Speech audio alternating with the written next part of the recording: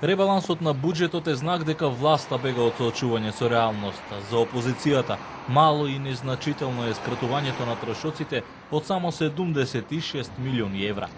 Еве кои се клучните намалувања со ребалансот. Кај капиталните расходи се кратат 84,8 милиони евра. Најголем дел од овие пари ќе бидат алоцирани во други ставки.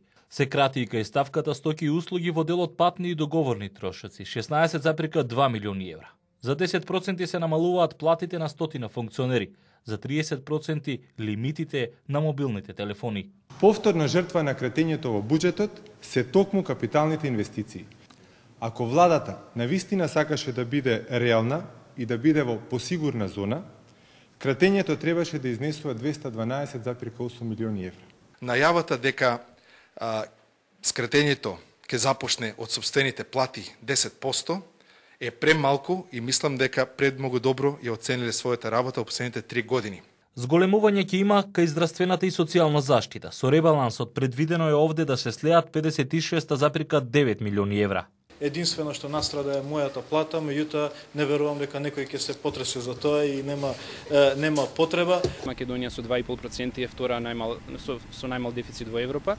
Тоа е многу значајно за кредитниот рейтинг на земјава, бидејќи многу малку земји успеа во овој период да сочуваат буџетски дефицит под 3%. И затоа ние толку да речем одговорно и сериозно се однесуваме кон тој буџетски дефицит.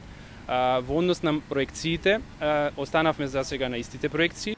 Неопходен е уште подлабок рез во буџетската каса, констатираа експертите.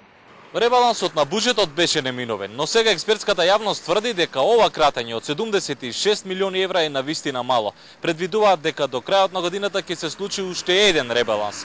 Во меѓувреме, Министерството за финансии се уште молчи за тоа колкав е долгот што државата го има кон компаниите, особено по однос на поврат на ДДВ. Ставревски не ја негираше сумата која што циркулира во јавноста од 2 милиарди денари или 32 милиони евра.